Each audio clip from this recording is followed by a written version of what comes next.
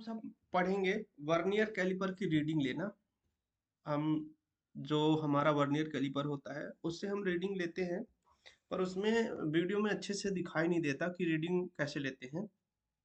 तो ये हमारा जो वर्नियर कैलिपर है ये बिल्कुल एनिमेटेड है, और इसमें नीचे की तरफ ये देखेंगे यहाँ पे रीडिंग भी शो हो रही है। यहाँ डिस्टेंस है, ये रीडिंग है, ठीक है। ये आउटर मेजरिंग जा है, ये इनर मेजरिंग जा है, ठीक है। ये थंब स्क्रू है सेट, ठीक है। ये डेप्थ बार है, ये मेन बीम है, और ये हमारा वर्नियर स्केल है। ये मेन स्केल है, ये मेन बीम, ये बीम, और ये हमारा वर्नियर स्केल है। अब हम सब जानते हैं ये जो मेन बीम है इसमें जो रीडिंग लिखी हुई जो खांचे बने हुए हैं, जैसे 1 2 3 4 5, इन सब का मान जो है ना 1 mm है। कितना है? 1 mm। और इसको पॉइंट के पहले दर्शाते हैं, यहाँ पॉइंट के पहले दर्शाते हैं। ये जो है वर्नियर स्केल है, इसकी एक खाने का मान होता है 0.02 mm। कितना होता है? 0.02 mm। और इसको पॉइंट के बाद दर्शाते हैं, ठीक है। पॉइंट के बाद दर्शाते हैं।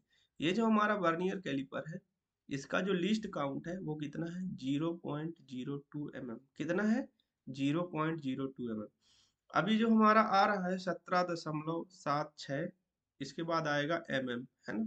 अब ये आता कैसे है, ठीक ना, इसकी रीडिंग लेते कैसे हैं हम ये देखेंगे।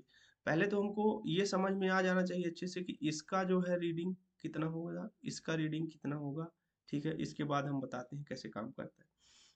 जैसे ये हो गया 1 2 3 4, ये हो गया 5 6 7 8 9 10, ठीक है ना। 10 20 30 40 50 60 70 80 90 100, इतना सबको समझ में आ गया।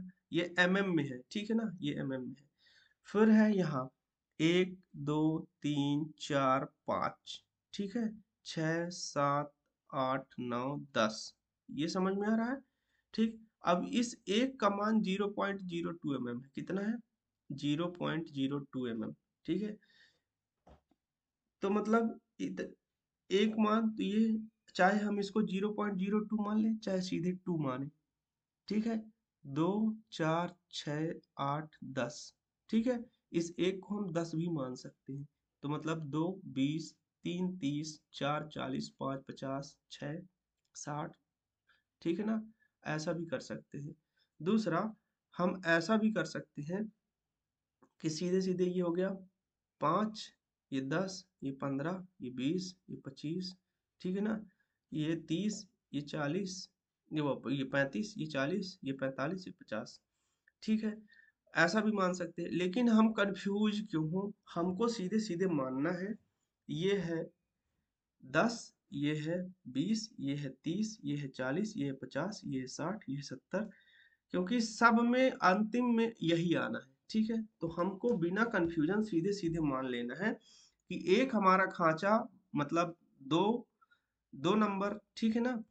तो 2 4 6 8 10 12 14 16 18 20, ठीक है। समझ में आ गया? मतलब एक खांचे का मान कितना हो गया? 2, ठीक है।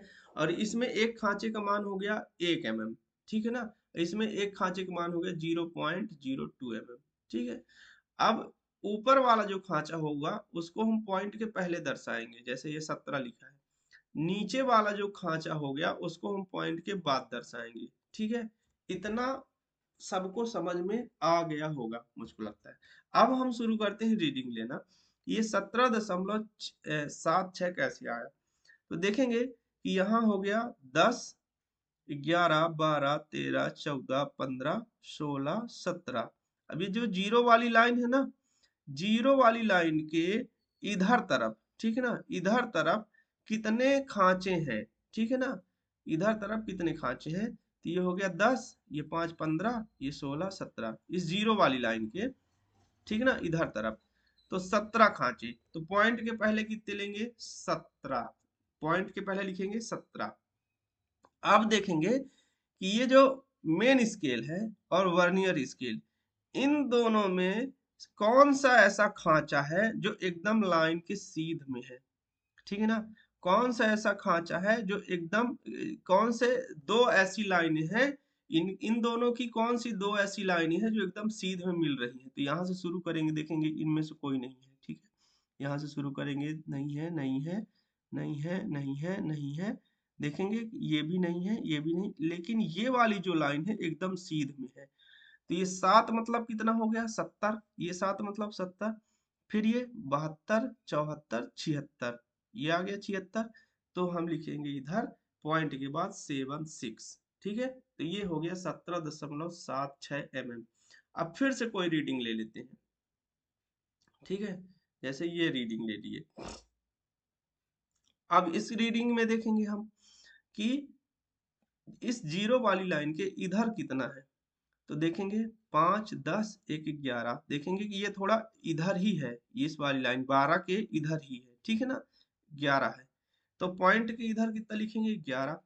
फिर इसमें देखेंगे कि कौन सी ऐसी लाइन है जो एकदम सीध में मिल रही है, ऊपर नीचे दोनों सीध में मिल रही है। देखेंगे यहाँ तक कोई नहीं है, कोई नहीं है, कोई नहीं है, कोई नहीं है। फिर देखेंगे, यहाँ देखेंगे, ये वाली लाइन एकदम, ठीक है ना, ये एकदम सीध में है। तो इतना तक कितना हो गया, 90, 92, 94 और ये 96।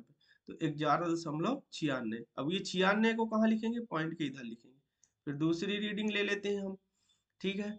अब देखेंगे कि पहले पॉइंट के ऊपर, तो पॉइंट के इधर वाले में, ठीक है ना, देखेंगे। अब इधर देखेंगे 10, 20, ठीक है ना, 20 के बाद देखेंगे 21, 22 और 23, जीरो के इधर वाली लाइन, ठीक है ना। 23 हो गई, 21, 22 और 23, तो पॉइंट के इधर लिखेंगे 23। फिर अब देखेंगे कौन सी ऊपर नीचे की लाइन एकदम बराबर में है, ठीक ना, एकदम बराबर में। यहाँ से एकदम ध्यान से देखेंगे, ठीक है ना। चाहे तो आप लोग जूम करके पिक्चर क्वालिटी बढ़ा सकते हैं, उससे भी हो जाएगा। 40, 42, ये 44, ये वाली लाइन एकदम सीध में दिख रही है। तो पॉइंट के इधर कितना लिखेंगे, 44, ठीक है। तो ये 23.44 mm हो जाएगा, ठीक है। चलिए अब दूसरा रीडिंग ले लेते हैं, ठीक है। अब देखेंगे कि ये जीरो के इधर कितनी लाइनें हैं। देखेंगे कि 10, 20, 25, 26, 27, 28, 29, तो पॉइंट के इधर कितना आ गया, 29। अब देखेंगे कि कौन सी ऐसी लाइन है जो एकदम सीध में मिल रही है, ठीक ना, ऊपर नीचे दोनों की। तो यहाँ से देखना शुरू करेंगे, यहाँ से नहीं है, नहीं है, इधर आएंगे, नहीं है, नहीं है, नहीं है, नहीं है, नहीं है, ये भी नहीं है, ये एकदम सीध में है, ठीक है, ये एकदम सीध में है, ठीक।